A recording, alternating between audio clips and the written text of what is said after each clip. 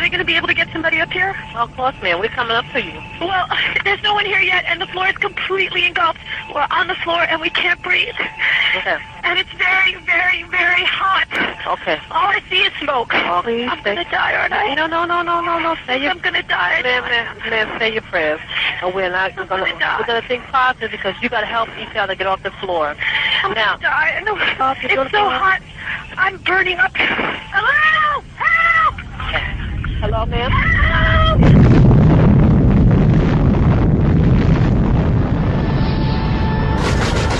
Osama bin Laden is the world's most wanted terrorist. Many to fight. Birthplace of bin Laden's terrorist organization, Al Qaeda, the most feared terrorist And of our punish time. those responsible. Wanted man in the world. Punish. The terrorist with surprising name. I want justice. And there's an old poster out west, as I recall, that said wanted, dead or alive. Si vous allez sur le site du FBI, vous y trouvez Ben Laden. Et si vous regardez la page sur Ben Laden, dans la liste des terroristes du FBI, vous voyez qu'il était inculpé pour les attaques de 1998, mais pas pour le 11 septembre. Des journalistes ont demandé au FBI pourquoi Ben Laden n'était pas relié au 11 septembre. Et ils ont répondu « parce que nous n'avons pas de preuves ».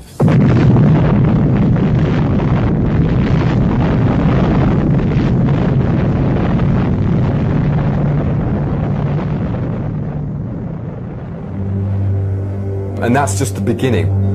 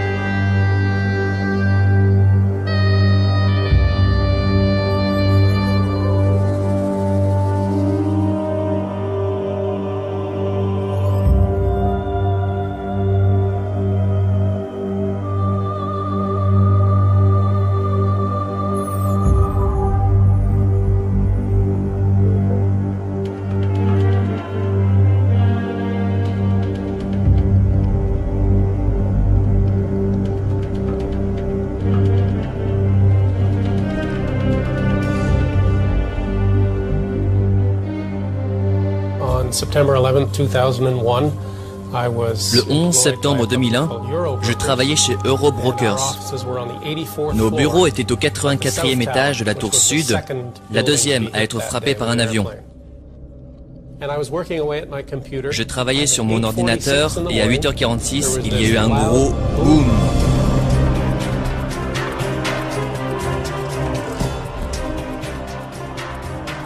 À 8h46 et 40 secondes, le vol 11 d'American Airlines frappe la tour nord du World Trade Center, créant des dégâts considérables entre les 93e et 99e étages.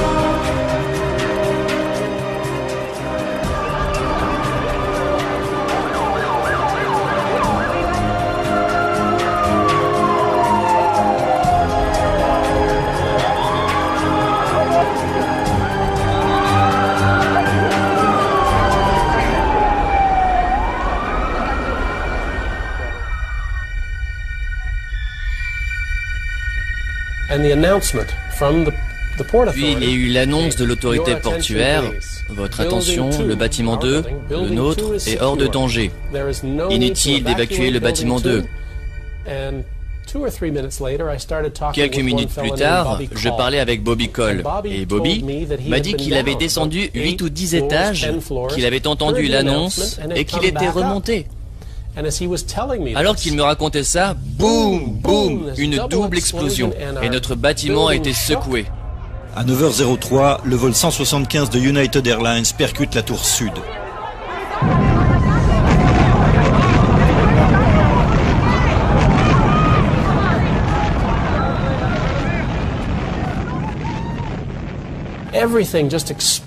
Tout a explosé autour de nous, qui étions au 84e étage. J'ignorais que le deuxième avion s'était encastré au 78e. Nous étions donc 6 étages au-dessus du crash.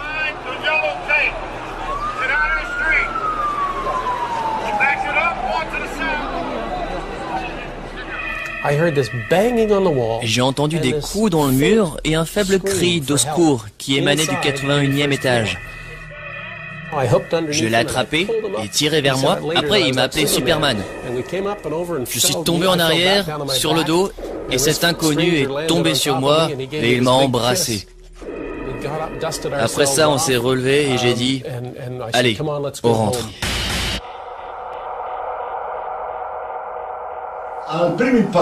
Au premier impact, les deux tours se balancent. Mais tout de suite, elles reprennent leur position structurelle. Pourquoi? Parce qu'elles ont été conçues pour résister à de tels chocs.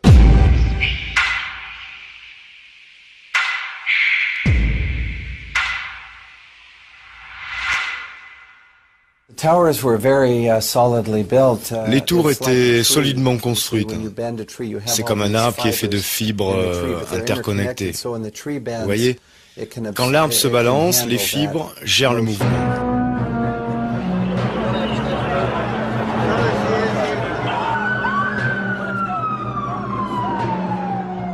Et pourtant, 56 minutes après l'impact du vol 175, la tour sud s'écroule soudain sur elle-même.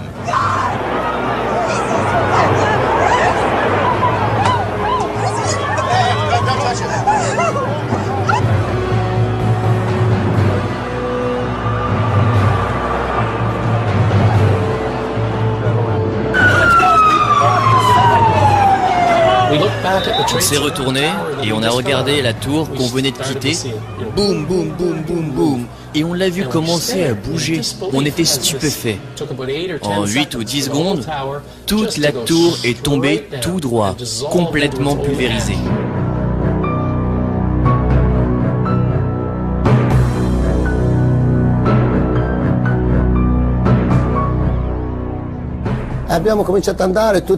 Alors qu'on essayait d'entrer, des gens sautaient.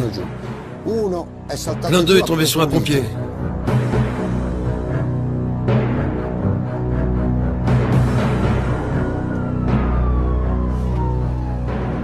À 10h28, la tour nord s'effondre elle aussi.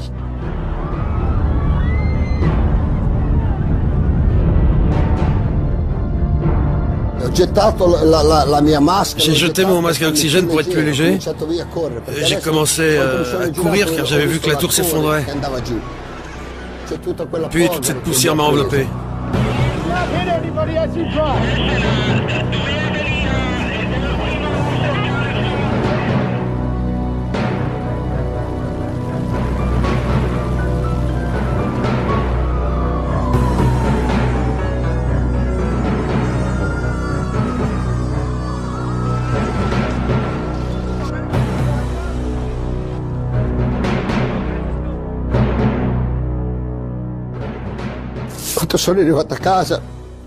Quand je suis rentré chez moi, tous les miens étaient là. J'avais beaucoup de chance d'être à la maison avec ma famille. Beaucoup de mes amis n'ont pas pu rentrer.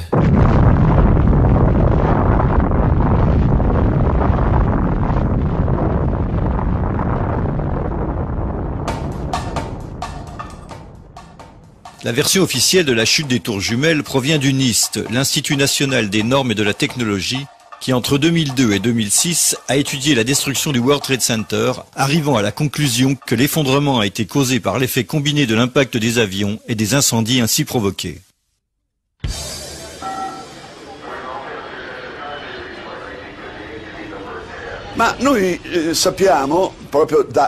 Mais nous savons, selon les constructeurs, que ces tours pouvaient probablement résister à l'impact de plus d'un avion.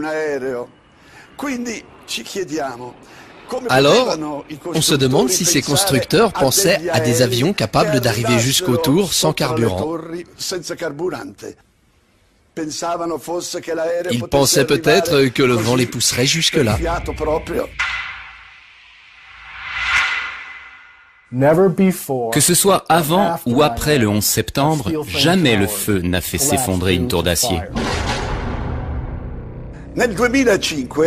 En 2005, à Madrid, il y a eu un énorme incendie. Un gratte-ciel a été ravagé par les flammes. C'était une torche enflammée qui a brûlé pendant 20 heures. 20 heures consécutives. Mais au final, la structure porteuse est restée intacte. Le gratte-ciel ne s'est pas effondré.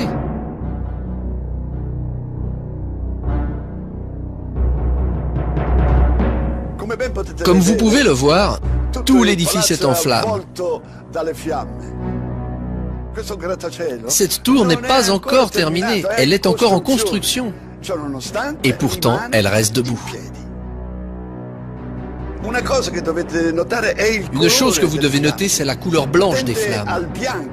Ça indique qu'il y a beaucoup d'oxygène qui brûle.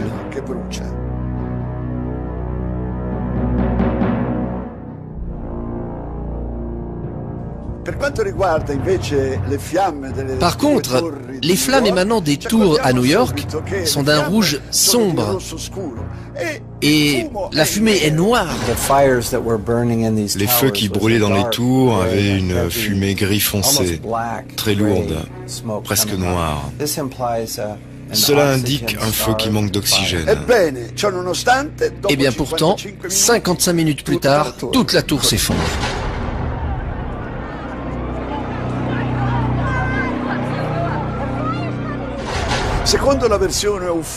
Selon la version officielle, à un moment donné, les poutres d'acier de la structure ont cédé. Elles avaient perdu la capacité à résister qu'elles avaient au début. Et tout cela à cause de la chaleur, une immense chaleur. Et puis, quelque chose d'étrange. Parce qu'à un moment, on a su que quelqu'un a réussi à descendre du haut de cette tour, tout en traversant la zone des feux les plus violents.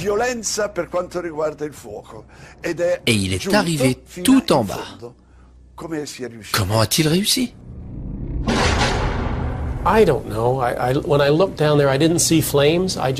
ne sais pas. Quand j'ai regardé en bas, je n'ai pas vu de flammes et j'ai senti qu'il fallait descendre jusqu'à ce que les flammes nous arrêtent.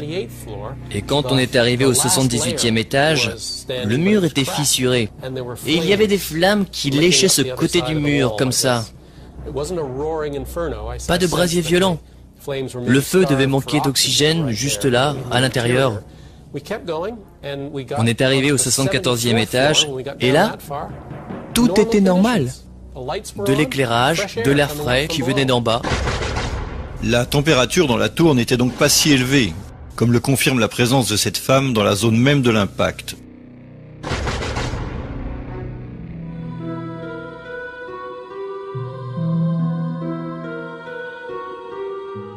Pour vérifier l'effet dynamique de l'effondrement des tours et celui de la chaleur sur l'acier, l'Institut national des standards et de la technologie a commandé plusieurs tests dont certains ont été menés par la société Underwriter Labs.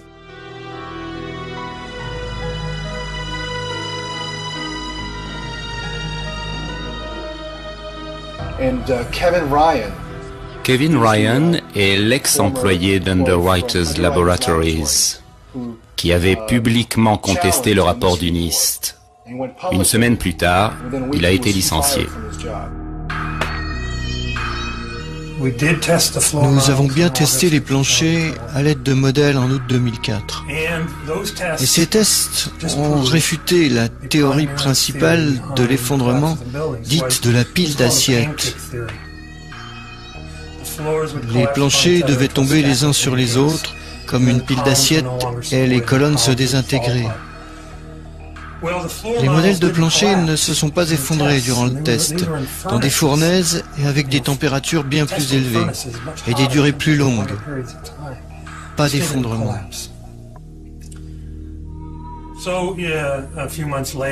Des mois plus tard, le gouvernement a publié une mise à jour, indiquant non seulement que les planchers ne se sont pas effondrés, mais que les examens des prélèvements dans les zones incendiées avaient prouvé que les températures étaient très basses.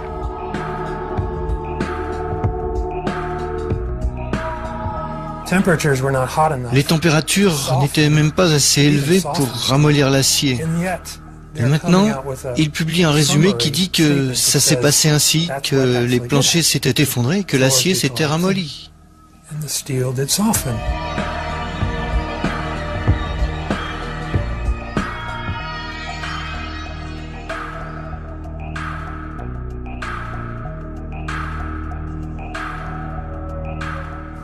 Ils ont minimisé ou ignoré les résultats et ils ont tout saisi dans un ordinateur. Grâce aux ordinateurs, le NIST a pu contourner le problème. La théorie de la pile d'assiettes est devenue celle du fléchissement concave. Selon l'Institut, la chaleur a affaibli les planchers qui ont fléchi. Puis les murs extérieurs des tours se seraient incurvés au point qu'ils ne puissent plus soutenir le poids au-dessus, provoquant l'effondrement des structures. Leur théorie finale est basée presque entièrement sur des images de synthèse, et l'ordinateur lui-même est inaccessible. Ils ne nous ont pas permis de l'examiner. Après une investigation de plus de 18 mois, j'ai trouvé qu'ils ont contredit les résultats de leurs tests. Et ils ont aussi manipulé les paramètres des tests. Et ils ont doublé une chose, divisé par deux une autre. Par exemple, ils estiment le carburant des avions à 13 tonnes. La FAA dit qu'en moyenne, c'est plutôt 6,5 tonnes. Ils l'ont doublé. Pour leur simulation, ils ont doublé la durée d'exposition des poutres au feu. 90 minutes au lieu de la vraie durée connue, 45 ou 50 minutes.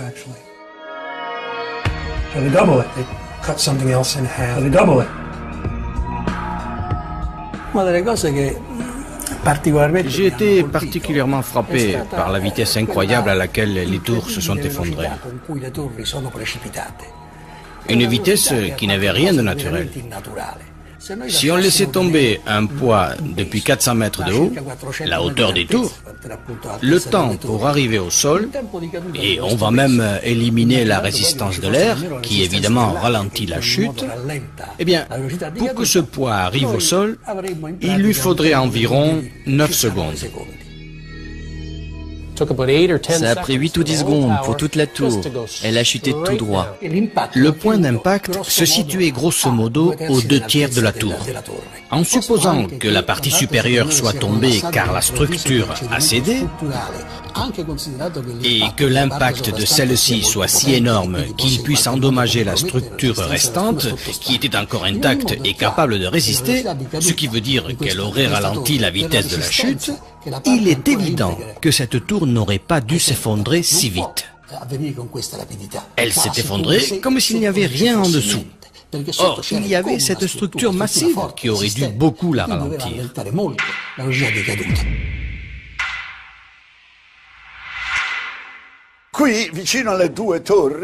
Ici, près des deux tours, il y en a une autre assez grande. Celle-là a été touchée par des débris de la tour qui s'est effondrée. Ce building était une énorme tour de 47 étages et n'a jamais été frappée par un avion. Mais elle s'est écroulée le même jour, 7 heures après la chute de la deuxième tour, 7 heures plus tard.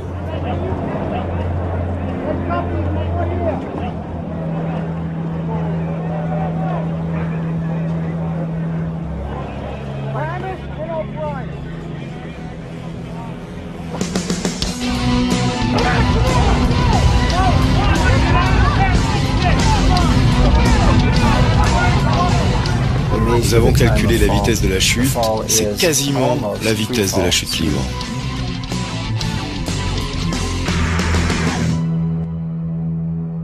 La chute de la tour nord inflige de gros dégâts et de nombreux incendies dans le bâtiment 7. Pourtant, même la version officielle les juge insuffisants pour expliquer la chute. Mais alors pourquoi cet effondrement total à la vitesse de la chute libre? Quand j'ai vu la troisième tour s'effondrer, là j'ai réalisé qu'il fallait étudier ça. On ne pouvait pas l'ignorer. Mais ce n'est pas tout. Le bâtiment 7 et les tours jumelles ont en commun quelque chose de déconcertant. Quelque chose qui ne peut pas être le résultat d'un effondrement spontané.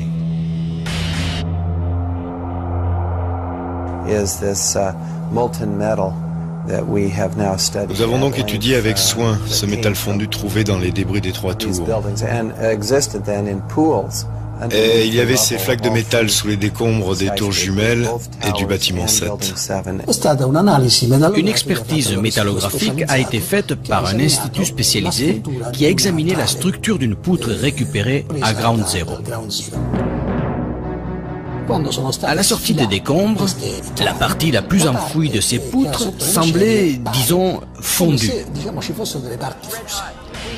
C'est un phénomène qui est vraiment difficile à expliquer car les températures, selon les meilleures estimations, étaient de l'ordre de 800 degrés. Or, pour faire fondre une poutre d'acier, il faut environ 1600 degrés Celsius. 1600 degrés? Mais comment?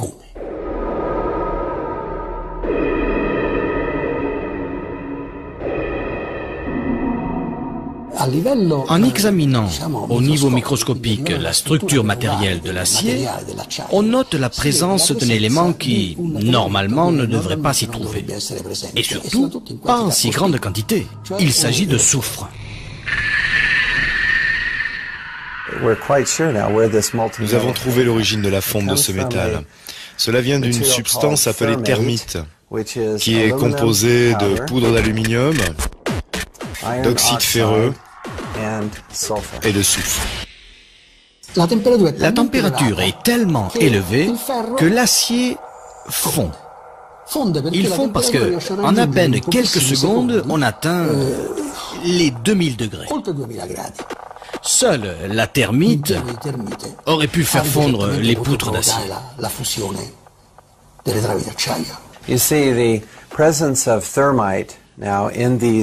La présence de thermite dans ces édifices pour les démolir laisse entendre que quelqu'un a dû placer cette thermite près des colonnes d'acier afin de les sectionner.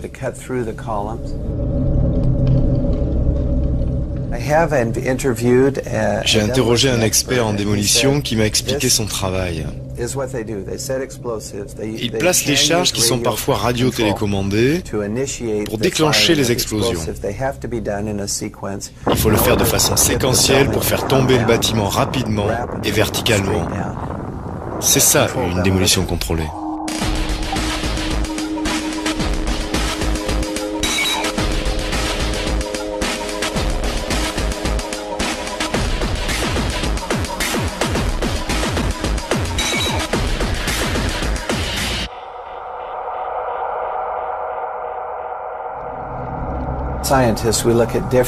En tant que scientifique, on étudie les diverses hypothèses, les différentes explications, et on regarde toutes les données afin de trouver la plus adaptée. Vous devez examiner l'ensemble de l'image.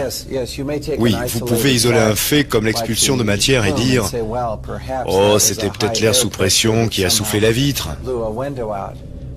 Mais ça n'explique pas le métal fondu, le soufre, les flaques sous les débris.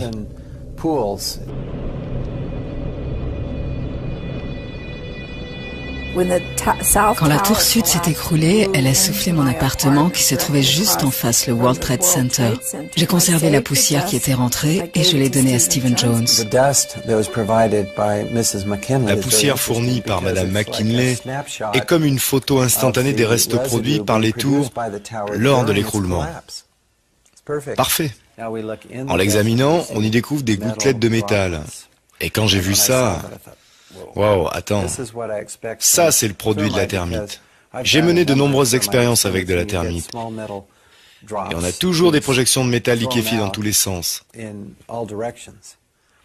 C'est ce qu'on voit dans la poussière. Des gouttelettes de métal, on voit aussi du barium. C'est très intéressant parce que le nitrate de barium et le soufre entrent dans la composition d'une substance militaire brevetée, le thermate. C'est de la thermite additionnée de soufre et de nitrate de barium pour qu'il coupe encore plus vite l'acier.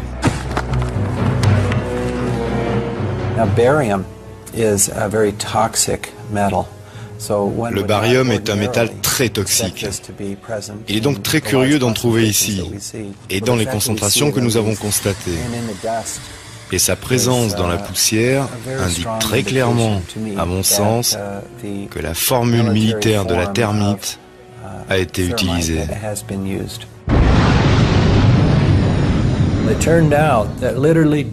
Il s'avère que des douzaines de pompiers et de secouristes avaient témoigné avoir entendu 1, 2, 3, 7, 8, voire 10 explosions se déclencher dans le bâtiment. Certains ont dit avoir été fortement secoués et projetés dans les escaliers par les explosions. D'autres témoins ont dit avoir vu des flashs. Et beaucoup ont dit, c'était comme à la télé quand ils détruisent les bâtiments avec des explosifs. On voyait des flashs, on entendait les bruits. C'était pareil. J'ai travaillé 20 ans au World Trade Center comme gardien. Je faisais le ménage. Il y avait 6 niveaux de sous-sol. Les prestataires de services se trouvaient au premier sous-sol, le B1. Je me trouvais là à 8h46 quand on a entendu un boum. Une explosion si forte qu'elle nous a jetés en l'air. Au moment où j'allais parler, 6 secondes après, encore un boum. L'impact tout en haut de la tour. Donc 2 événements différents. À ce moment-là, j'ai dit « Oh mon Dieu !» Et un homme est arrivé en courant. Et ce gars, les mains tendues, les 2 bras comme ça, sa peau pendait, complètement arrachée des 2 bras.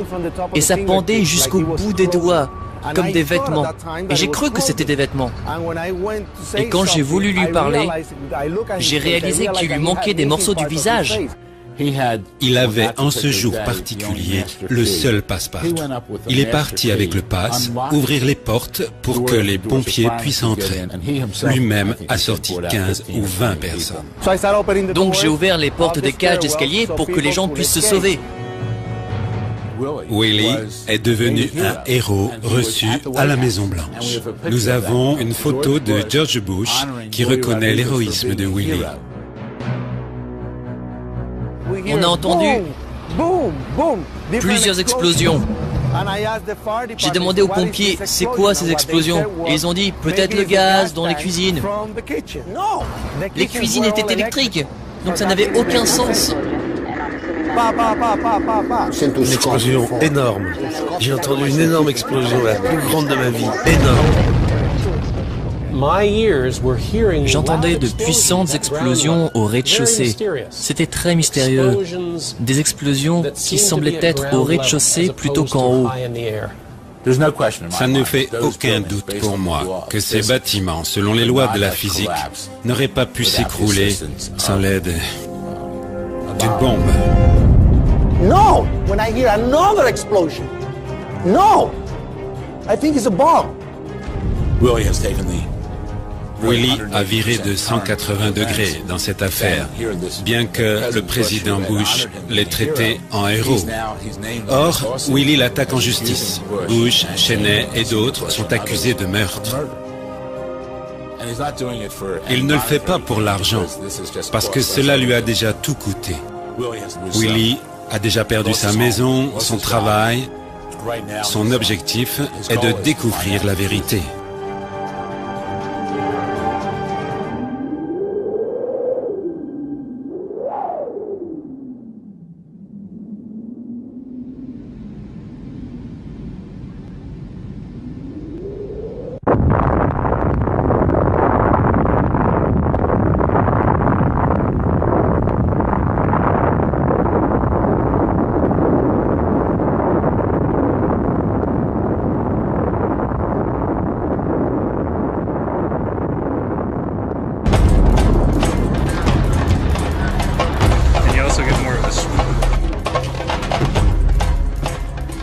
Selon la version officielle, à 9h37, le vol 77 d'American Airlines s'est écrasé sur le Pentagone.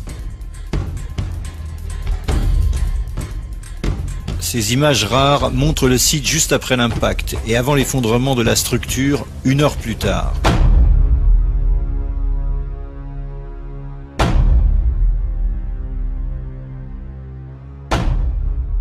Comme on le voit, c'est assez insolite. On s'attendrait à voir quelque chose de ce genre. On verrait des morceaux d'avion, des valises, des débris partout, comme dans d'autres désastres aériens. Ici, rien.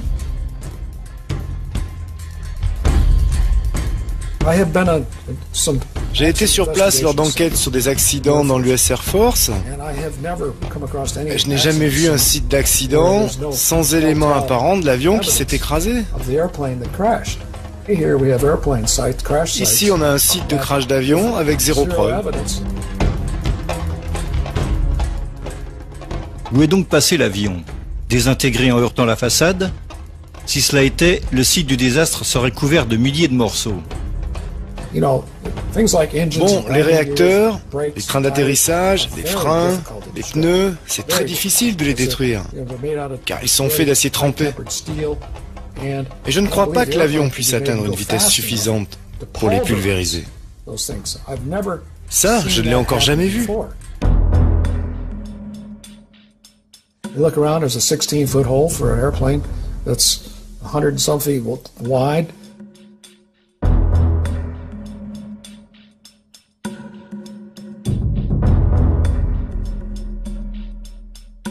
Selon la version officielle, ce Boeing 757 d'American Airlines a disparu dans ce trou de 5 mètres.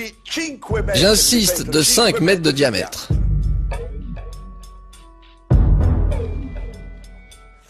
Faisons quelques calculs. Un Boeing 757, avec ses ailes, bien sûr, fait 38 mètres de large. 38 mètres. Et quand on regarde la hauteur avec la queue, il fait 13 mètres et demi de haut. Faire passer cet énorme avion dans un trou de 5 mètres me semble un peu difficile. En plus, sur cette photo, on voit 2 rangées de fenêtres. Elles auraient dû être détruites par les ailes. Elles sont intactes, même pas cassées. Longtemps, les militaires ont ignoré les questions posées par de nombreuses personnes qui contestaient la version officielle. Quand le journaliste français Thierry Messant a publié l'effroyable imposture, ont vu le jour des explications des plus surréalistes, comme celle qui voulait que l'avion se soit vaporisé à cause de la vitesse et du choc du crash. On invoquait alors la théorie de la vaporisation de l'avion.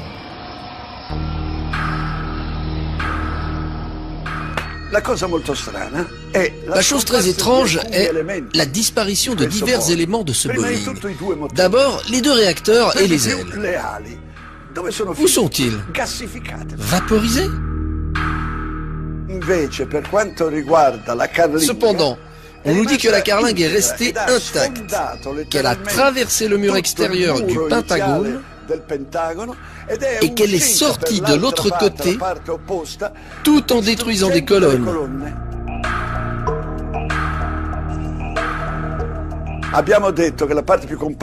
Les réacteurs sont la partie la plus résistante de l'avion, car ils sont faits d'un alliage de titane et d'acier qui est très résistant. Il est si résistant qu'il ne s'évapore même pas à 3000 degrés. Eh bien, nous devrions voir, au moins dans ce mur, 2 trous laissés par les réacteurs. Non. Les 2 trous que nous devrions y voir n'y sont pas. Il n'y a aucune trace de l'impact des ailes sur le Pentagone, comme sur la tour nord, où l'on voit le contour de l'avion incliné à 25 degrés. On voit bien le contour de la carlingue et des réacteurs. C'est une inclinaison de 25 degrés, avec l'utilisation des dièdres. On discerne clairement le contour de cet avion-là, mais on ne voit rien de tel au Pentagone.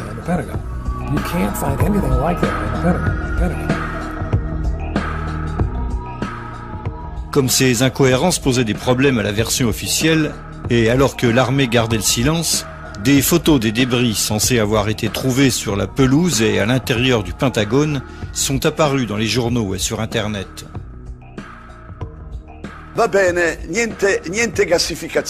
Bon, d'accord, pas de vaporisation.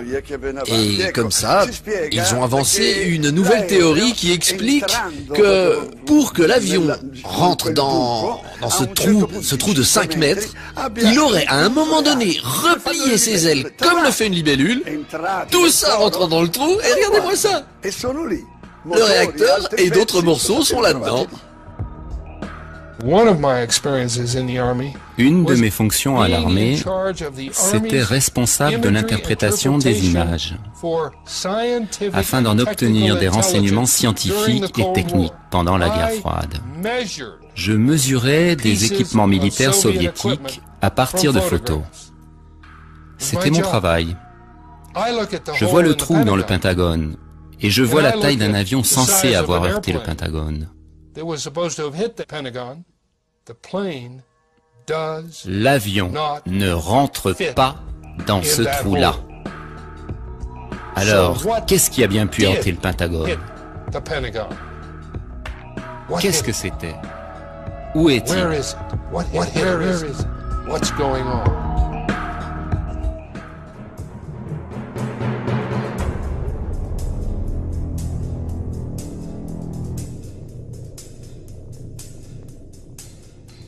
Le général Arnold, le matin même, tout de suite après l'impact présumé, a ordonné à l'un de ses pilotes de chasse de survoler le Pentagone pour observer ce qu'il voyait et de lui transmettre directement son rapport.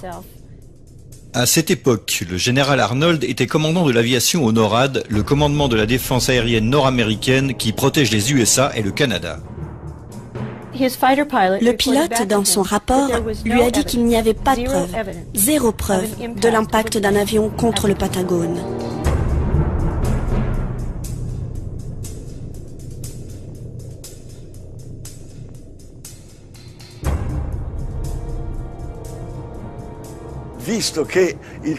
Comme le Pentagone était en possession de 86 enregistrements vidéo différents et complets, pourquoi alors ne les ont-ils pas montrés aux gens qui avaient des doutes? Le FBI, immédiatement sur place, a pris les bandes des caméras de surveillance. Et ils ont confisqué 86 vidéos, notamment du Pentagone, du parking, de la station-service en face, de l'hôtel à proximité et des immeubles voisins dont les caméras visaient le site. Les autorités militaires ont longtemps refusé de montrer des images de l'impact du vol 77. Mais en 2006, le ministère de la Défense a dû céder aux demandes d'information, révélant ainsi 4 vidéos. Les images de la station et de l'hôtel Sheraton ne servent à rien. Elles ne cadrent pas la scène ou en sont trop éloignées. Mais les 2 vidéos du parking ont été proposées au monde comme la preuve irréfutable de l'impact du vol 77 contre le Pentagone. Elles sont quasiment identiques.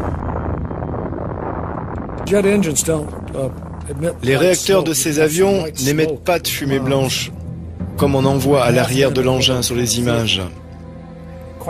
Franchement, sur ces images, on ne peut pas voir ce que c'était, mais on peut dire ce que ce n'était pas. Car la taille ne correspond pas, si on la comparait à celle d'un 757-200, ce serait beaucoup plus grand que ce qu'on voit sur les photos.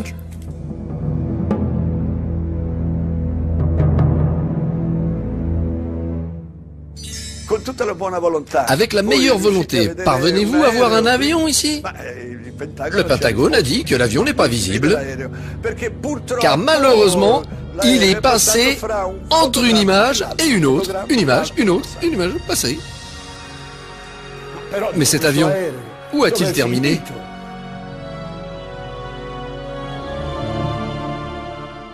Comme l'atteste l'agent du FBI Jacqueline Maguire, une seule caméra a filmé la scène et a fourni les images que l'on vient de voir.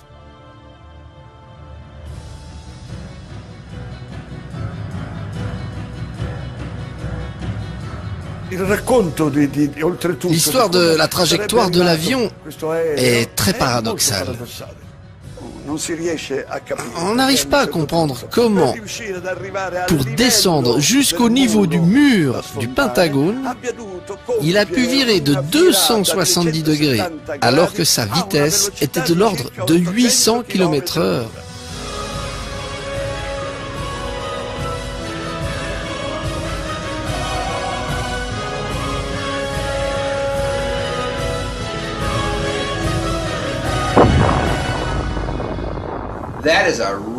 C'est vraiment une manœuvre très difficile. Et je vous affirme qu'un pilote expérimenté, avec des milliers d'heures de vol, aurait probablement besoin de 10 à 20 essais. Un pilote vraiment doué, probablement 10 ou 20 fois, avant d'être capable de réussir cette manœuvre. Un 757 n'est pas conçu pour faire ça. Un 757 est conçu pour être un paquebot de croisière volant. Ce n'est pas acrobatique. On ne fait pas ça avec un avion de cette taille. Quand les contrôleurs aériens à l'aéroport de Dulce l'ont vu virer sur le radar, ils ont cru voir un chasseur. Car il n'y a que les chasseurs militaires qui peuvent faire ça. On peut les piloter à distance. Ils ont d'autres capacités. Ils sont vraiment conçus pour pouvoir faire ce genre d'acrobatie.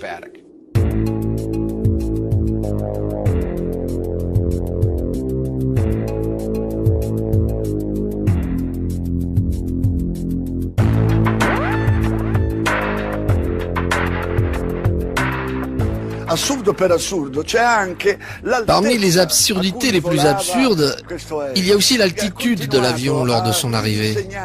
Il aurait suivi les variations du terrain à 6 mètres du sol, pendant 1 kilomètre, tout en sautant une colline.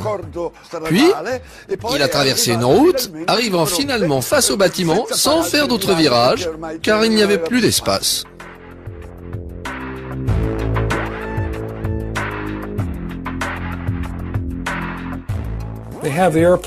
Selon leur histoire, la vitesse du vol 77 était de 850 km/h. Et vous ne pouvez pas aller aussi vite pour une trajectoire plane aussi basse.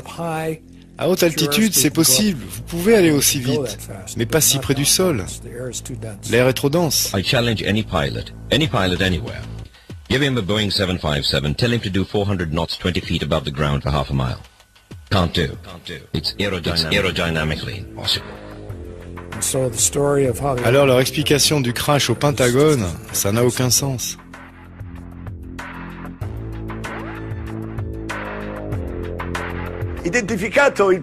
Une fois identifié, le pilote Annie Anjour et même son instructeur de vol, cet instructeur a déclaré que son élève n'était même pas capable de piloter un avion monomoteur. Ces gars n'avaient pas d'expérience, même si l'avion en avait été capable. L'homme ne savait pas du tout piloter. Il est impossible de passer d'un Cessna 172 à un avion de ligne qu'on n'a jamais piloté avant. J'apprends à découper la dinde à Noël et le lendemain je fais une grève du cœur. Mais admettons que ce pilote incompétent ait déjà eu la possibilité de piloter un Boeing 757. Reste à comprendre comment ce pilote a pu violer l'espace aérien le plus protégé du monde.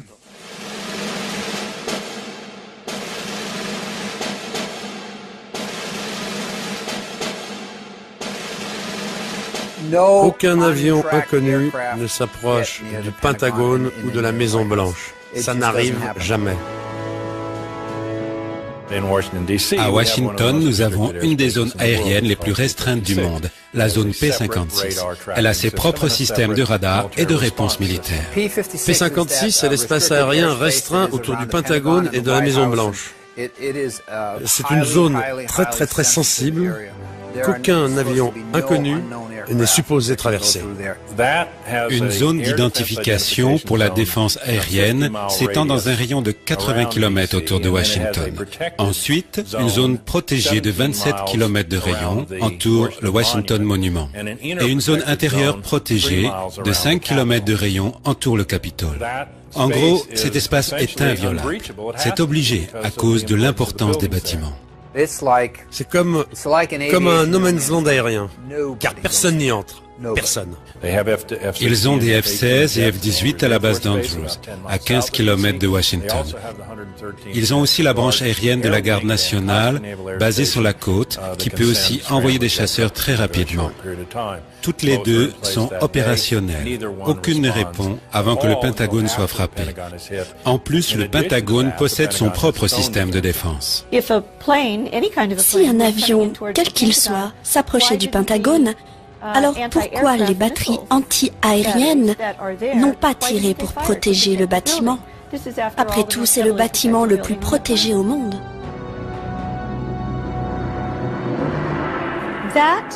Cet avion devait être un avion militaire, parce que seuls ces avions-là émettent le signal d'identification ami ou ennemi, appelé système IFF. Et seul un avion militaire serait autorisé à s'approcher. Le radar de la défense militaire reconnaît deux systèmes de radar. Il s'agit des transpondeurs de l'aviation civile et de l'aviation militaire. Le transpondeur militaire s'appelle IFF. Les avions civils ne sont pas équipés de transpondeurs IFF. Ils n'en ont pas le droit. Bon, si un avion 757 d'American Airlines était près du Pentagone, par exemple, s'il avait éteint son transpondeur, il n'avait pas de transpondeur militaire IFF. C'était donc une cible.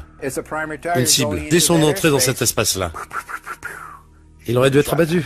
Ce que je vous décris, c'est le non-respect des procédures de base commis le même jour par la FAA, le NORAD, le P-56 et le Pentagone au milieu d'une attaque terroriste connue depuis 9h05. Ça n'a pas de sens. Personne n'y entre. Après tout, c'est le bâtiment le plus protégé du monde. Ça n'a aucun sens. Le Pentagone symbolise notre puissance militaire dans le monde. Elles l'ont attaqué. Et à ce jour, on ignore toujours s'ils ont utilisé un avion ou un missile. Notre gouvernement ne nous le dira jamais. Il faudra juste attendre que les Français nous l'expliquent.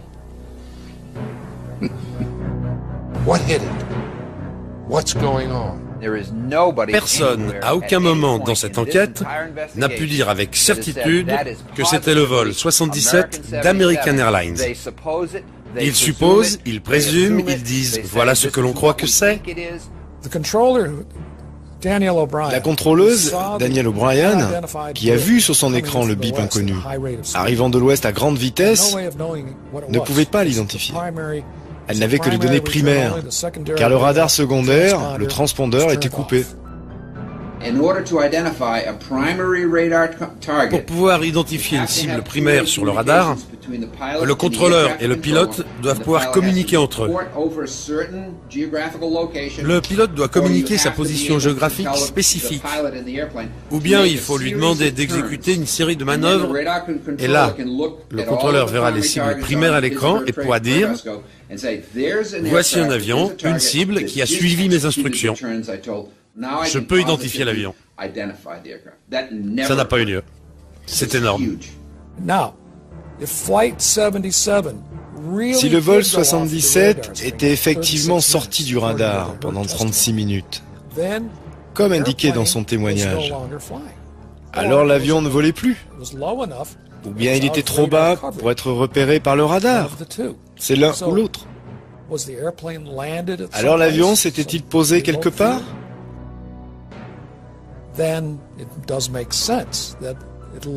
Dans ce cas-là, c'est normal qu'on l'ait perdu pendant 36 minutes.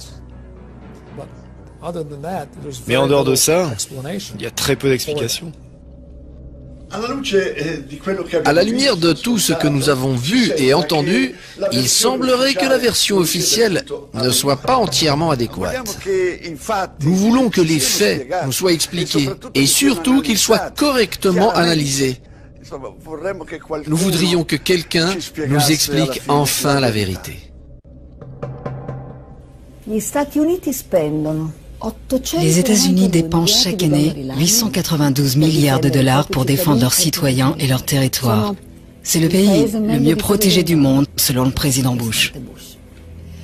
Pourtant, le 11 septembre, le cœur de l'Amérique a été attaqué depuis le ciel.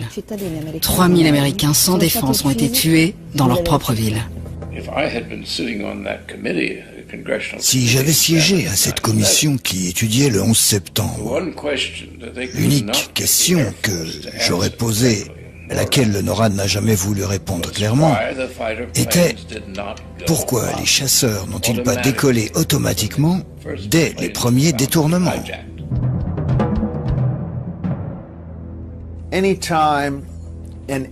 Chaque fois qu'un avion de ligne dévie de sa trajectoire, ou perd la communication radio, ou perd le signal transpondeur, chaque fois qu'une de ces trois choses arrive, l'avion est censé être intercepté.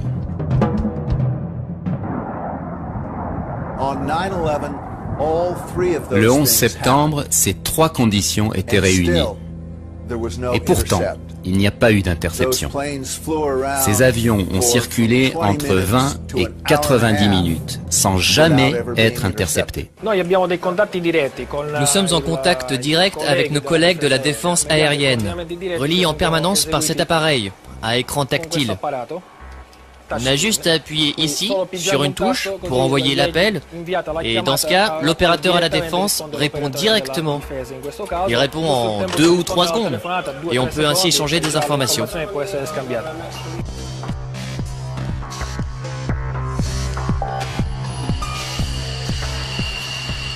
Alors pourquoi n'a-t-on pas intercepté et abattu les 4 avions détournés? Les avions militaires volent beaucoup plus vite que les avions de ligne. Cela aurait été facile de les attraper avant les impacts. Cet avion atteint une vitesse maximale de Mach 2,05. Ça veut dire qu'il vole 2 fois plus vite que la vitesse du son. Il vole donc à environ 2400 km/h.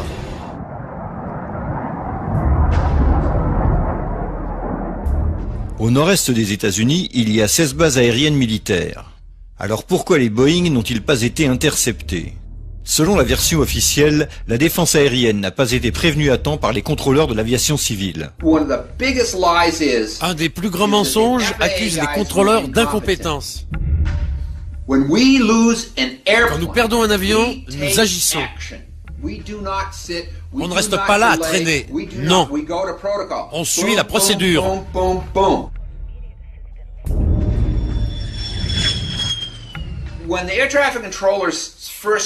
Quand les contrôleurs ont vu le vol 11 dévier de sa route, perdre son transpondeur et tout le reste, ils n'ont pas tous foncé à la machine à café.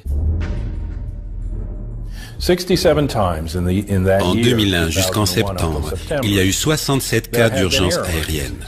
Pour envoyer un chasseur, il faut entre 6 et 10 minutes. Ils l'ont fait 67 fois cette année-là, lors des alertes. Mais on n'a eu aucun cas où l'on a ignoré une urgence aussi longtemps que le 11 septembre. Plus tard, beaucoup de gens disaient que le président devait donner son autorisation pour abattre un avion. Ce n'est pas vrai. Un pilote de chasse en a la responsabilité et l'autorité. Il est habilité à prendre la décision d'abattre un avion s'il juge que la situation le nécessite. Ce serait le cas ici. Vous n'avez pas besoin d'attendre un ordre militaire. Vous n'avez en aucun cas besoin d'attendre un ordre. Ce n'est pas une option, c'est la loi. Ça fait partie du travail d'un pilote de chasse. C'est ce que vous avez à faire, à moins que l'on vous ordonne de rester au sol. Avant 1970, il y avait une seule façon d'envoyer les avions de chasse, et c'était immédiatement. Ensuite, dans les années 70, on a eu des détournements d'avions dans notre espace aérien, et là, la réponse n'était pas très rapide. On ne voulait pas que les pirates de l'air sachent qu'on était là derrière eux. Donc on y allait plutôt lentement, de façon furtive. On a donc instauré un deuxième protocole. Le protocole détournement était lent parce qu'il fallait l'accord du Pentagone avant de faire décoller les chasseurs. Ces deux protocoles étaient en vigueur jusqu'au 1er juin 2001, 3 mois avant le 11 septembre. En juin 2001, Rumsfeld, le Pentagone et l'armée ont changé les procédures. Au lieu d'avoir deux protocoles, rapides et lents, ils sont passés à un seul, lent. Si on avait réagi immédiatement face à ces cas d'urgence aérienne, les chasseurs auraient été en route et ces avions-là n'auraient jamais atteint leur cible. Mais quand les contrôleurs ont essayé d'alerter l'armée, car il n'y avait qu'un protocole à suivre, demandez au Pentagone. Et devinez qui n'a pas répondu au téléphone? Le Pentagone. On peut faire une analogie pour qu'on comprenne bien ce qu'a fait Rumsfeld. À la caserne, les pompiers reçoivent un appel. Mais avant de pouvoir partir avec leur camion, il faut appeler le maire de la ville pour qu'il autorise la sortie du camion. Et que se passe-t-il s'il fait la grasse matinée et ne répond pas au téléphone? Regardons bien ces images, filmées juste après l'attaque du Pentagone. L'un des hommes qui aide à l'évacuation d'un blessé est le ministre de la Défense, Donald Rumsfeld. Mais n'est-il pas en charge de la défense des États-Unis? Alors que le pays est attaqué, pourquoi n'est-il pas à son poste de commandement?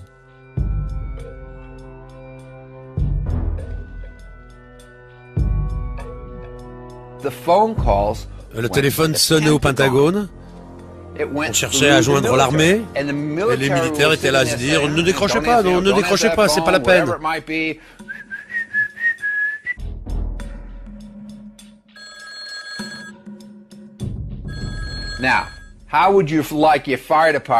Vous le prendriez comment si les pompiers vous disaient « Désolé, on ne peut pas venir vous sauver la vie ». Le maire a dit non. Et le 12 septembre, ils ont encore changé les protocoles. Retour au premier, le rapide, qui est en vigueur actuellement. Voici comment le Pentagone de Rumsfeld a géré cette affaire. Ils sont passés d'un protocole à l'autre. Au lieu d'avoir un rapide et un lent, ils ont pris lent. Et le 12 septembre, oh ça marche mal, reprenons le rapide. Lorsque les États-Unis ont subi l'attaque surprise à Pearl Harbor, 8 enquêtes ont abouti à inculper et à limoger pour négligence le général Walter Short, commandant de la défense à Hawaï, et l'amiral Ashburn Kimmel, commandant en chef de la flotte du Pacifique. Par contre, après la catastrophe du 11 septembre, personne, ni Rumsfeld, ni les chefs de l'aviation civile et de la défense aérienne, personne n'a été puni ou limogé. Général de brigade Montague Winfield. Il a demandé le 10 septembre au capitaine Charles Leidig de le remplacer provisoirement à son poste de directeur des opérations du centre de contrôle du Pentagone à partir de 8h30 le matin suivant. Leidig venait juste de recevoir l'habilitation pour diriger ce centre. Le 11 septembre, Winfield a repris son poste après le crash du vol 93.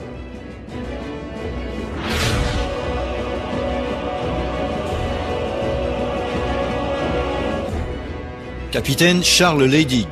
Il a pris le poste de Winfield comme directeur des opérations du LMCC au Pentagone le matin du 11 septembre.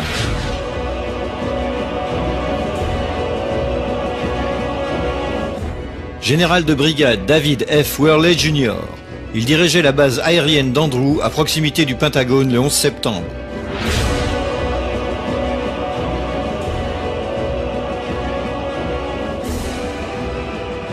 Richard B. Myers, vice-président de l'état-major des armées.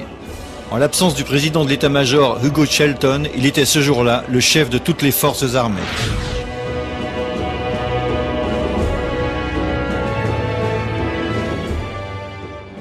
Le 14 septembre, après seulement 3 jours d'investigation, le FBI déclare qu'il sait tout sur les pirates de l'air.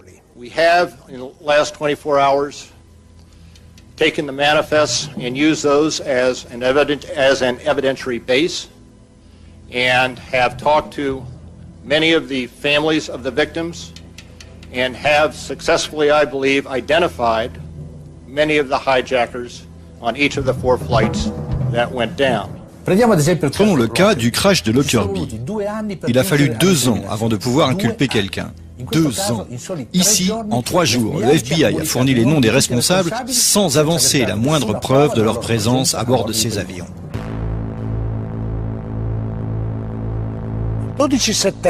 Le 12 septembre, le ministre de la Justice américain, John Ashcroft, déclare au monde entier que le passeport de l'un des pirates a été retrouvé près des débris de Ground Zero. Ils nous disent que tout ce qui se trouvait à l'intérieur des tours a brûlé, ou bien a été pulvérisé. L'acier a été liquéfié, mais le papier a survécu.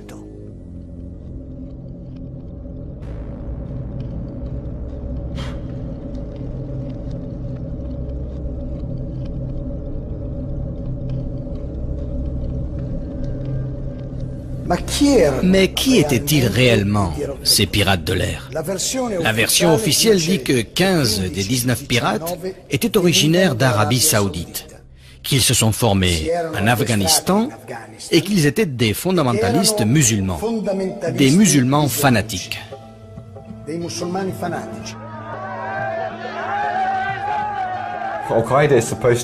Al-Qaïda est censé être un réseau salafiste. Le salafisme est un courant extrêmement puritain de l'islam, qui demande de suivre à la lettre les préceptes du prophète Mahomet. Ces gens étaient-ils des fondamentalistes islamiques? Les preuves indiquent que non. Mohamed Atta n'était pas un fondamentaliste. Ils buvaient tout le temps, du vin, de la bière, des alcools forts, tout le temps. Et ils avaient des quantités énormes de cocaïne. Mohamed et toutes les personnes qu'il fréquentait, ils étaient tous sous ou défoncés, l'esprit déjanté.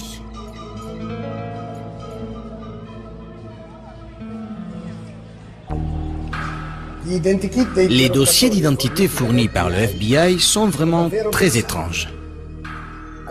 Chaque dossier correspond à plusieurs personnes différentes, avec des attitudes différentes, des biographies différentes. Ils sont dans des lieux différents, parfois simultanément. Quand on parle de Mohamed Atta, de quel Mohamed Atta? Est-ce celui qui, à Hambourg, travaille avec les renseignements allemands, ce Mohamed Atta-là? Est-ce le Mohamed Atta qui apparaît à Venise, en Floride, qui est un haut lieu de l'Agence nationale de sécurité, celui qui prend des cours dans une petite école de pilotage pour apprendre à piloter des petits monos et bimoteurs, des Cessna, et dont le colocataire est Charlie Voss, un ancien pilote de la CIA, qui livrait des armes au Nicaragua et repartait avec de la cocaïne. Ce Mohamed Atta-là, est-ce le Mohamed Atta qui a parlé à son père le 12 septembre, selon un article de Newsweek qui a interviewé son père au Caire? C'est celui-là? Est-ce le Mohamed Atta qui va au Shukrum Bar à Hollywood, en Floride, qui se drogue à la cocaïne, se saoule à la vodka, et qui, quand on lui demande de régler sa note, répond « Je bosse pour une compagnie aérienne américaine. Tu penses que je ne peux pas payer ?» Puis il dit « Je nique Dieu. » Ce n'est pas le comportement d'un fanatique islamique qui est sur le point de mourir en martyr. Selon la version officielle, alors que Hatta vivait encore à Hambourg en Allemagne, avant de déménager aux États-Unis, en fait, son homonyme américain rend visite à un département du ministère de l'Agriculture et demande à une fonctionnaire un prêt de 650 000 $ pour affréter un petit avion et l'équiper d'une grande citerne remplie de produits chimiques.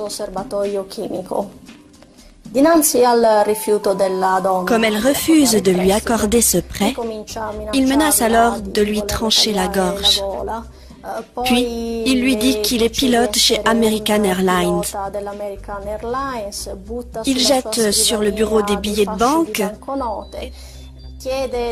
et demande des informations sur le système de sécurité des tours jumelles. Il essaye même d'acheter l'affiche du Pentagone qui se trouve sur le mur du bureau. Puis enfin, il s'en va.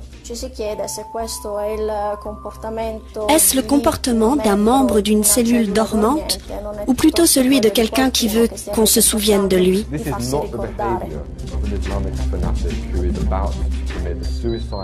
Selon la version officielle, Al-Omari et Hatta quittent la Floride et se dirigent vers Boston. Boston parce que c'est de là que les deux avions détournés partiront. Mais arrivée à Boston, la voiture ne s'arrête pas. Elle continue jusqu'au Maine, 300 km plus au nord. C'est l'après-midi du 10 septembre. Le lendemain, ces deux-là vivront le jour le plus important de leur vie. Une journée qui n'admettra pas d'erreur. Et que font-ils? Un tour à Portland.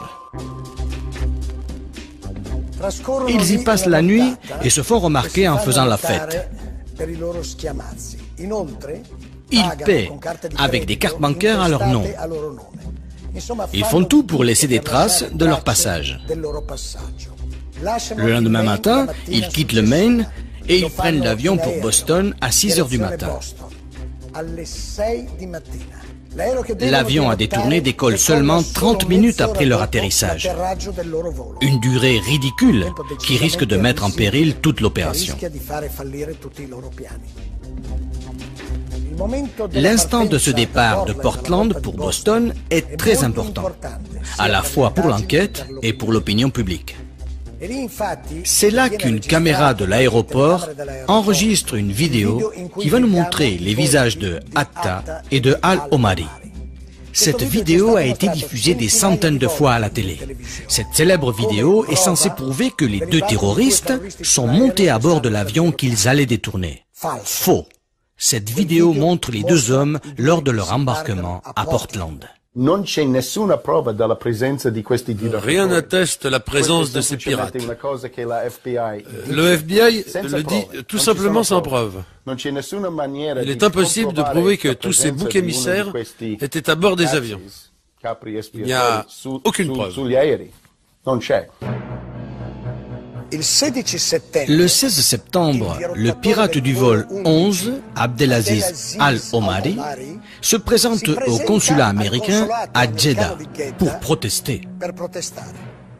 Al-Omari, pilote chez Saudi Airlines, reçoit des excuses officielles de la part des autorités américaines à Riyad.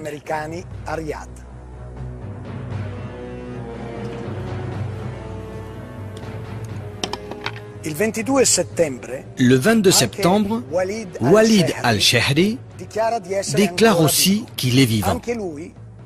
Lui aussi est censé avoir été à bord du vol 11.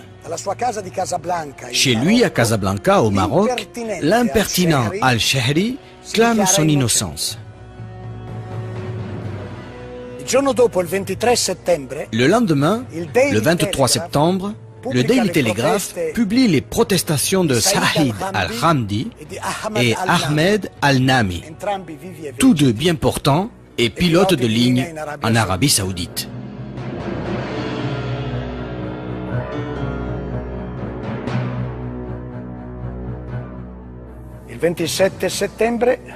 Le 27 septembre, CBS retrouve Salem al-Hazmi. Selon le FBI, il est mort dans le crash au Pentagone. Mais curieusement, il s'obstine à mener une vie en Arabie Saoudite, où il travaille dans une usine pétrochimique.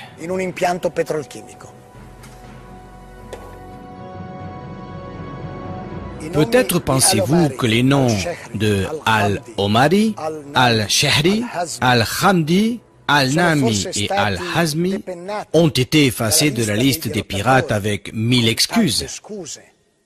Eh bien non.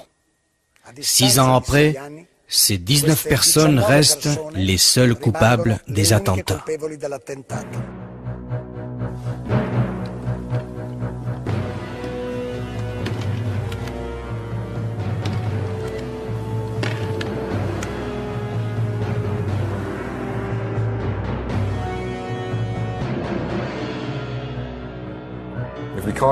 Si l'on n'identifie pas les coupables, l'enquête est bancale. Poser cette question n'a rien à voir avec la théorie du complot. Ça souligne en fait le côté ridicule de cette enquête criminelle, car ils ne savent pas du tout qui est derrière ces attentats. La question de base dans une enquête criminelle est qui l'a fait?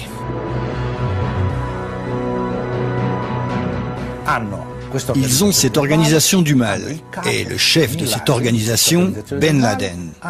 Ils ont ce réseau secret dans les grottes afghanes. On dirait le scénario d'un film de James Bond. La première vidéo de Ben Laden, qui a été divulguée et utilisée par les médias pour suggérer un aveu de sa part, cette vidéo est très problématique. On l'a analysé et constaté qu'il s'agissait d'une fraude pour de nombreuses raisons. Pour prendre un exemple basique, Oussama Ben Laden porte une bague en or. La loi islamique proscrit aux hommes de porter de l'or. Pourquoi le chef d'un mouvement militant salafiste porte-t-il une bague en or? Ça n'a pas de sens. La vidéo en question qui a été trouvée en Afghanistan dans des circonstances très suspectes, soi-disant dans une maison abandonnée par Al-Qaïda, est remise en cause pour plusieurs raisons. Par exemple, une télé allemande a fourni une traduction complètement différente de celle des enquêteurs américains. Ils ne revendiquent pas leur rôle dans les attentats du 11 septembre. Ils parlent tout simplement de ce qui s'est passé le 11 septembre. De nombreuses autres vidéos de Ben Laden sont faites en réalité avec une personne que l'on voit parler et une bande-son qui ne correspond pas, ou bien qui correspond très peu à ce qu'on lit sur les lèvres. Il m'arrive souvent que les gens me demandent « Mais comment pouvez-vous contester la version officielle alors que Ben Laden lui-même a dit plus d'une fois à la télé « C'était moi ».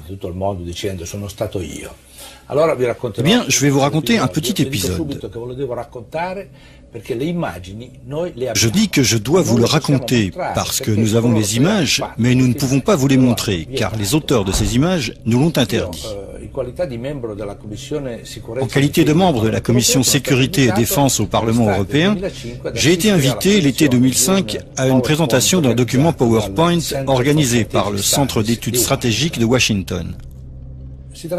Il s'agissait de voir ce qui se passerait en Europe si Bruxelles était victime d'un attentat nucléaire. 50 000 morts, 100 000 blessés, le nuage qui se répand, la réaction des capitales occidentales. Et tout d'un coup, pendant la présentation, sur l'écran, apparaît Oussama Ben Laden, qui revendique l'attentat nucléaire contre le siège de l'OTAN à Bruxelles. Je dois dire que tous les députés, moi compris, ont été stupéfaits.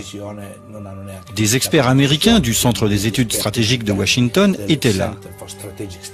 Puis un député a pris la parole et leur a dit « Vous venez de nous faire aujourd'hui la démonstration explicite que l'image d'Oussama Ben Laden peut être manipulée à volonté. » Many to birthplace of Bin Laden's terrorist organization Al-Qaeda. Il se peut que tous les Oussama Ben Laden vus pendant ces années n'aient jamais existé, tout comme il n'y a jamais eu d'attaque nucléaire contre le siège de l'OTAN à Bruxelles. Du reste, on n'a pas besoin de ces images censurées, on peut s'en passer.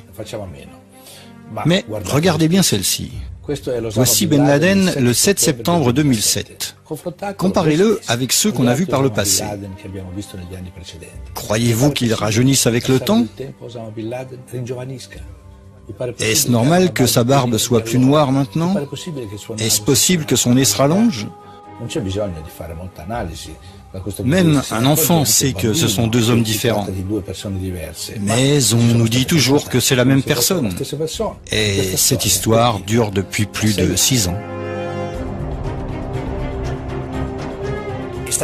Ben Laden a-t-il orchestré les attentats du 11 septembre? Et si c'est lui, il l'a fait seul ou avec quelqu'un d'autre? Maintenant, il faut qu'on parle d'Al-Qaïda. Al-Qaïda a été créé par Ben Laden en 1989, à la fin de la guerre entre l'Union soviétique et les guerriers islamiques en Afghanistan. Après la guerre, et non pour la guerre. Mais alors, contre qui devaient servir tous ces volontaires islamiques? Que voulait dire Al-Qaïda à cette époque-là? C'est très intéressant. Robin Cook, ancien ministre des Affaires étrangères britannique, a confirmé dans le Guardian qu'Al-Qaïda était un terme inventé par la CIA. Inventé pour désigner une base de données des Moudjahidines recrutés et formés par la CIA. Et il a raison. En arabe, pour dire base de données, on ajoute juste ce mot, Al-Qaïda Malouma. Al-Qaïda veut dire la base et Malouma veut dire les données. Ensemble, ça fait base de données. Al-Qaïda est factice. Al-Qaïda n'est pas une organisation, c'est juste une étiquette. Il n'y a pas d'organisation Al-Qaïda.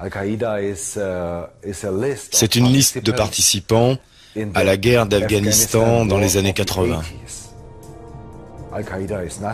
Al-Qaïda n'est rien.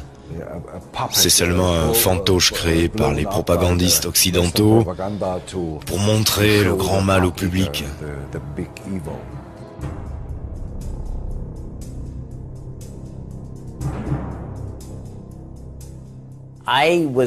J'étais chef de la section visa au consulat américain à Jeddah de septembre 87 à mars 89. Au final, une partie de mon travail concernait, appelons-le, le programme Visa pour terroristes.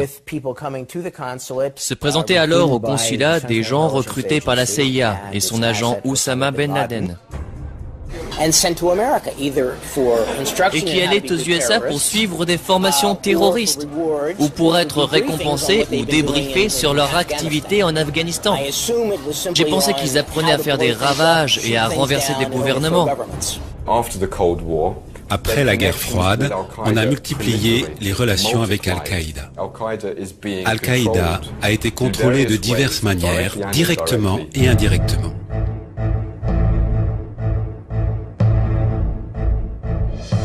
Al-Qaïda a été utilisé systématiquement dans de nombreux conflits. Par exemple, de 1992 à 1995, nous avons le conflit en Bosnie.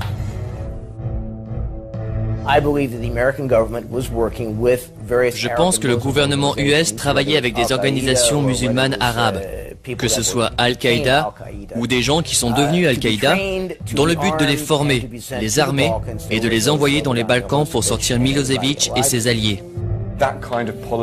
Cette politique est restée en place dans les Balkans jusqu'en 2001 et au-delà.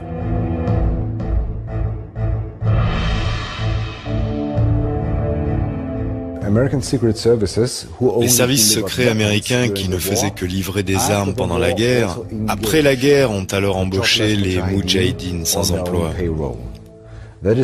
C'est un fait confirmé par de nombreux témoignages de Moudjahidines recueillis par des tribunaux allemands.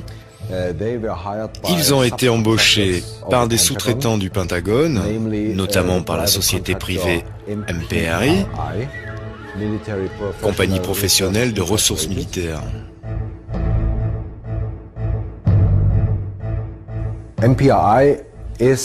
MPRI est une société privée, mais en fait elle fonctionne comme une sorte d'arme secrète de l'armée US. Ils emploient plus de généraux 4 étoiles sous contrat que le Pentagone lui-même. Si le Pentagone a un sale boulot à faire et doute de pouvoir obtenir les fonds et l'accord du Congrès, il confie ce travail à cette société privée. Au début de l'été 1999, MPRI a installé ses Moudjahidines en Bosnie, dans les Balkans, notamment au Kosovo pour soutenir leur armée terroriste, l'UCK. Ils ont été embauchés et payés tous les mois. Beaucoup de Moudjahidines utilisés en Bosnie ont joué un rôle dans les grandes attaques terroristes des 5 dernières années. Si on regarde le 11 septembre, 5 des 7 Arabes impliqués dans l'opération sont des anciens Moudjahidines employés en Bosnie. 5 sur 7. Personne n'en parle. Comme le savent tous ceux qui ont déjà demandé un visa pour entrer aux États-Unis, il faut fournir des informations extrêmement détaillées. Un haut fonctionnaire du consulat américain à Jeddah, Michael Springman, a démissionné, dénonçant le fait que beaucoup d'agents secrets de la CIA travaillaient dans son service et délivraient trop facilement un grand nombre de visas à des gens très suspects. Un de mes bons contacts, extérieur au consulat, un homme d'affaires, m'a dit que si je disais un mot aux inspecteurs du département d'État qui enquêtaient sur ce qui se passait au consulat, je serai licencié sur le champ. Eh bien, ce bureau de Jeddah a délivré la plupart des 15 visas utilisés par les pirates pour entrer aux États-Unis. Aucun de ces 15 formulaires n'était conforme. Dans Destination, on trouve Hôtel, New York ou Californie, ou bien tout simplement non. C'était donc une pratique courante pour faire entrer les terroristes d'Al-Qaïda aux États-Unis. Ils les faisaient entrer pour les former, et c'était comme ça des années durant. Et c'est ce qui s'est passé aussi avec les terroristes du 11 septembre. 6 des terroristes, dont Mohamed Atta, ont été formés sur des bases américaines. Atta a été formé à l'académie pour officiers de la base de Maxwell. La base aérienne de Maxwell, en Alabama. La base aérienne de Brooks, au Texas. Leur adresse de contact, la base navale de Pensacola, en Floride. L'Institut linguistique du service de renseignement de la défense à Monterey, en Californie. Partout, ces gens sont encadrés par des services secrets. Alors les principaux pirates se sont formés et ont combattu dans l'ex-Yougoslavie en tant que salariés à la solde d'une société de mercenaires utilisée par le Pentagone. La CIA, autre complice, leur a fourni des visas pour entrer aux États-Unis. Une fois sur le sol américain, ils ont tout fait pour se faire remarquer, en profitant de leur impunité. Ils ont eu des formations sur des bases militaires américaines et ils ont suivi des cours de pilotage sans pour autant apprendre à voler.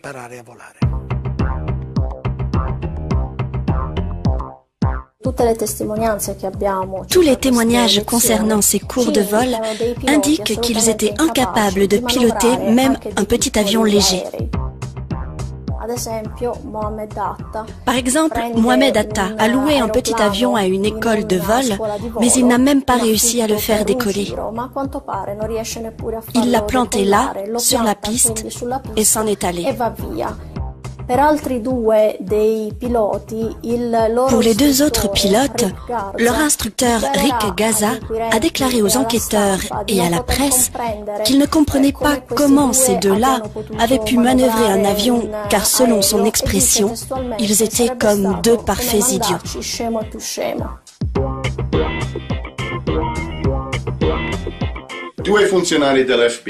Deux agents du FBI, Colin Rowley à Minneapolis dans le Minnesota et un autre à Phoenix dans l'Arizona, ont envoyé des messages au quartier général du FBI pour leur dire, grosso modo, «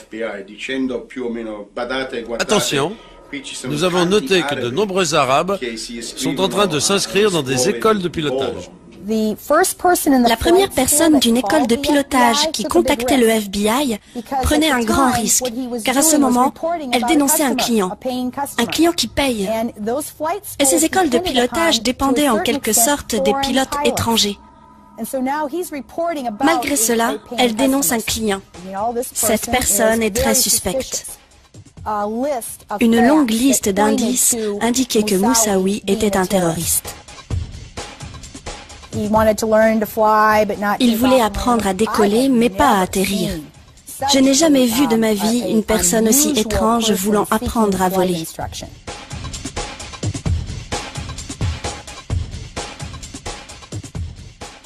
Colin Rowley a de suite prévenu ses chefs à Washington. Mais il ne s'est rien passé. Les enquêtes ont été bloquées. No warning signs that I'm aware of that would indicate this type of operation in the country. En mai 2002, j'ai rédigé un document de 12 ou 13 pages, un rapport destiné à la commission d'enquête du Congrès et du Sénat. Et en fait, j'ai démontré qu'il était faux de prétendre que c'était impossible d'empêcher les attaques du 11 septembre.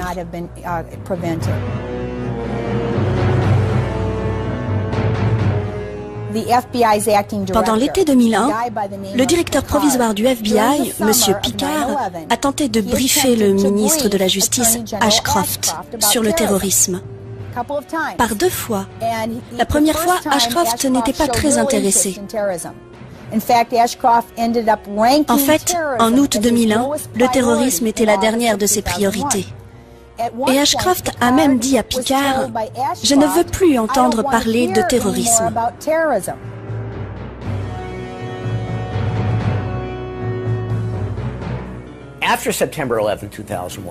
Après le 11 septembre, quand j'ai appris que des avions avaient heurté les tours jumelles et le Pentagone, j'ai dit, mon Dieu!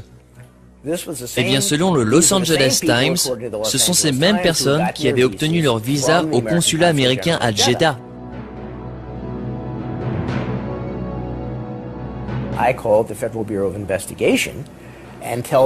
J'ai appelé le FBI et leur ai parlé du programme Visa pour terroristes.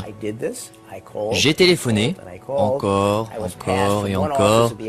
J'ai été baladé d'un service du FBI à l'autre. J'ai enfin eu quelqu'un à Washington qui m'a dit « On vous rappellera ». 6 ans plus tard, j'attends toujours.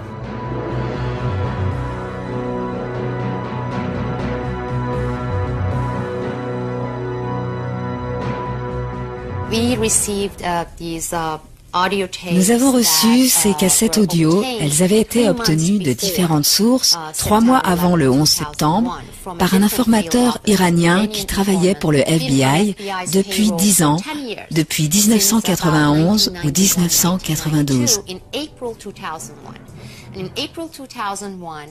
Donc, en avril 2001, cet informateur a dit au FBI qu'il avait appris en secret qu'Al-Qaïda et Ben Laden préparaient une attaque aux États-Unis qui ciblerait 5 grandes villes, utiliserait des avions et que cette attaque aurait lieu dans les mois à venir.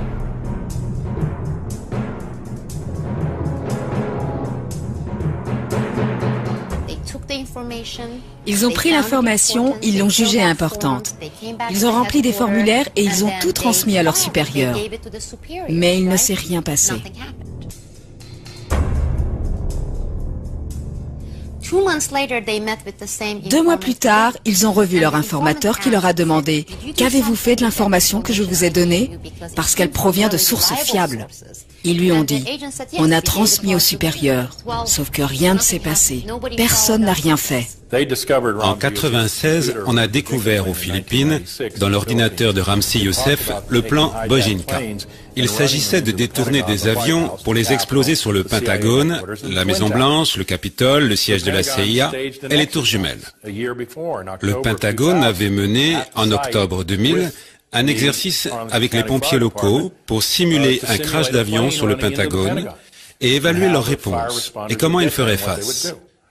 Ce n'était pas une idée farfelue venue de nulle part.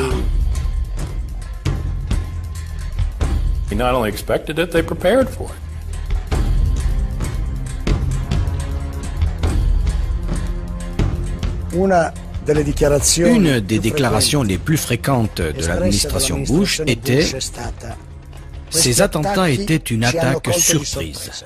I don't think anybody could have predicted that they would try to use an airplane as a missile, a hijacked airplane as a missile. And I don't think the prior government that could envision flying airplanes into buildings on such a massive scale.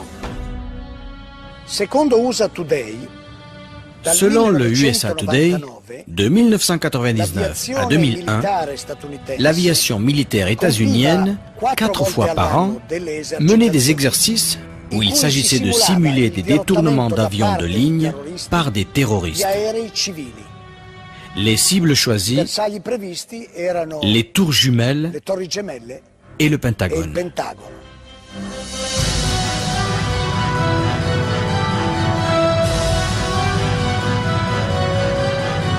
I don't think anybody I don't think the prior government that could envision flying airplanes in the buildings. could have predicted. I don't think the prior government that could envision flying airplanes in the buildings.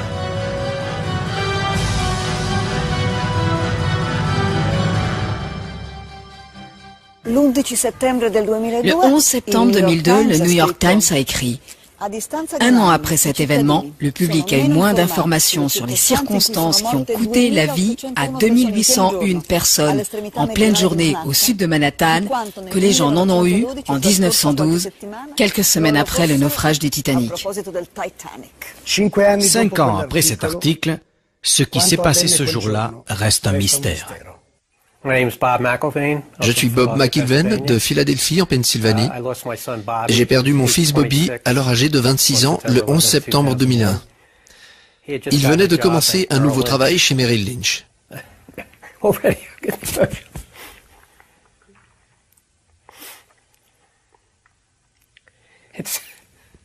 Ça me surprend à chaque fois. Ça me passera, mais la seule mention de ce jour-là, et toute la douleur remonte en flèche. À force d'en parler, tu penses que ça deviendra plus facile, mais non. Les résultats de la commission d'enquête du 11 septembre sont extrêmement décevants. Beaucoup de preuves ont été ignorées. Beaucoup de témoins n'ont pas été contactés ou entendus. Le rapport final laisse de côté beaucoup de points cruciaux. Quelques jours avant le 11 septembre, Mohamed Atta a reçu une énorme somme d'argent. Environ 100 000 $, qui lui avait été envoyé par un agent secret pakistanais. C'est un scandale car la commission d'enquête du Congrès américain n'a jamais interrogé cette personne. Et ils n'ont jamais cherché à faire la lumière sur cette transaction de 100 000 $. Tous les témoignages passaient à la télé. Tout le pays regardait. Le mien, c'était à huis clos. Pourquoi ils ont fait ça?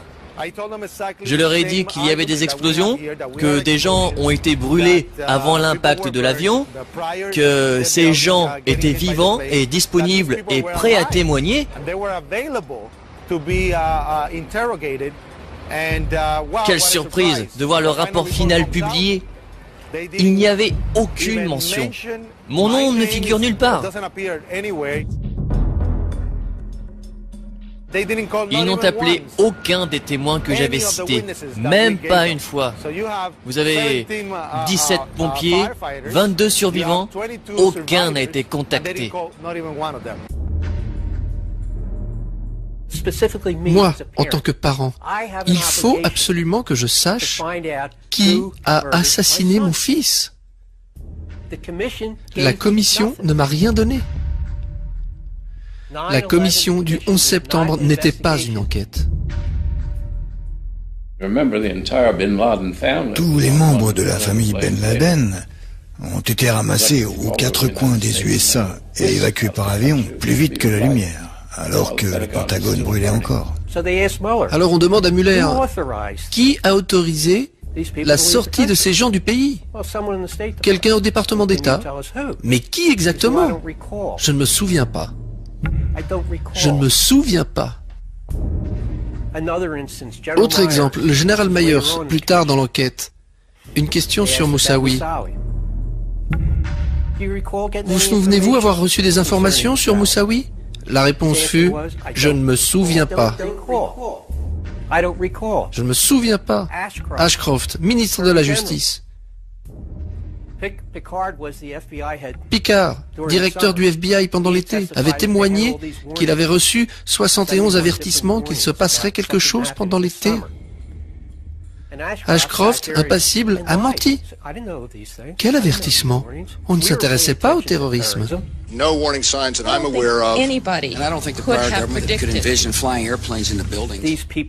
Ces personnes ont menti et notre gouvernement les a protégés. Il était évident que ces gens qui témoignaient mentaient.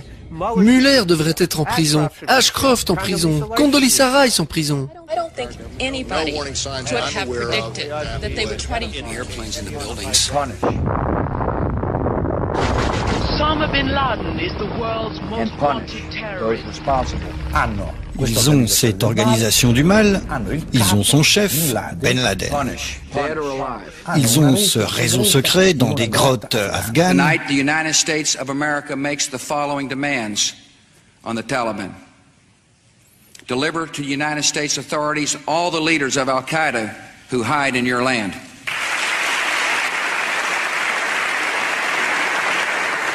Give the United States full access to terrorist training camps so we can make sure they are no longer operating. These demands are not open to negotiation or discussion.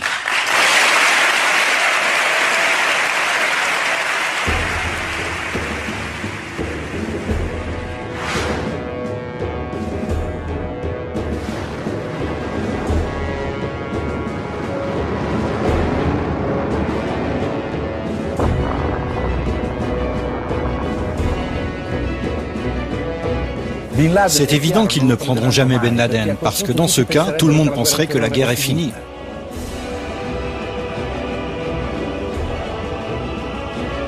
It's hard for Americans to imagine how evil the people are who are doing this.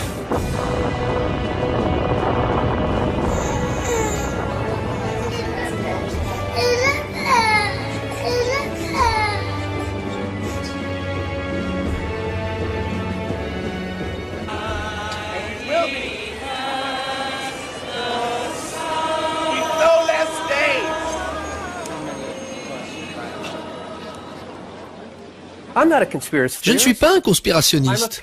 Je suis un père qui cherche l'assassin de son fils. Seul un imbécile croit que 19 Arabes ont fait cela. Même mes chiens ne sont pas dupes. C'est très important. Mettez-vous à ma place et pensez à votre enfant assassiné. Il n'y a jamais eu d'enquête. Que ressentiriez-vous s'il refusait d'enquêter sur le meurtre de votre enfant?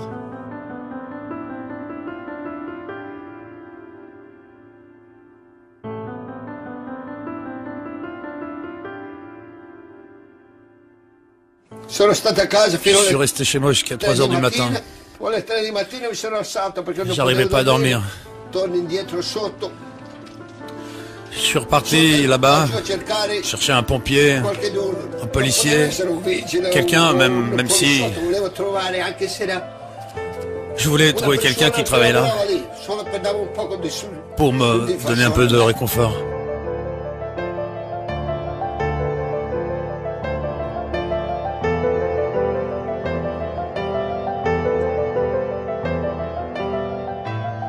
J'ai cherché 9 jours d'affilée, à chercher sans trouver de survivants.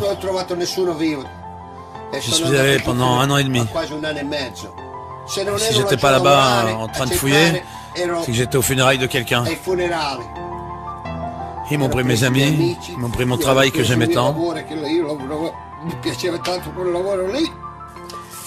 Ils m'ont pris ma santé.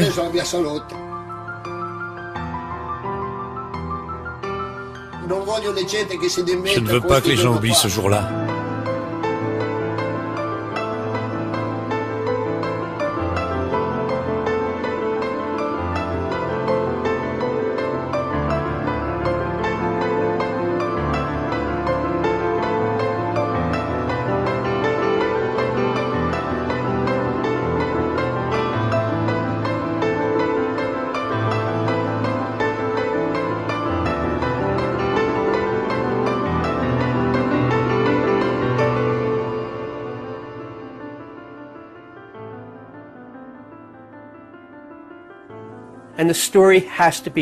Et cette histoire doit être dite.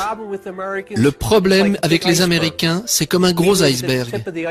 Nous vivons sur la pointe et craignons la sombre vérité de notre histoire. Et c'est de pire en pire.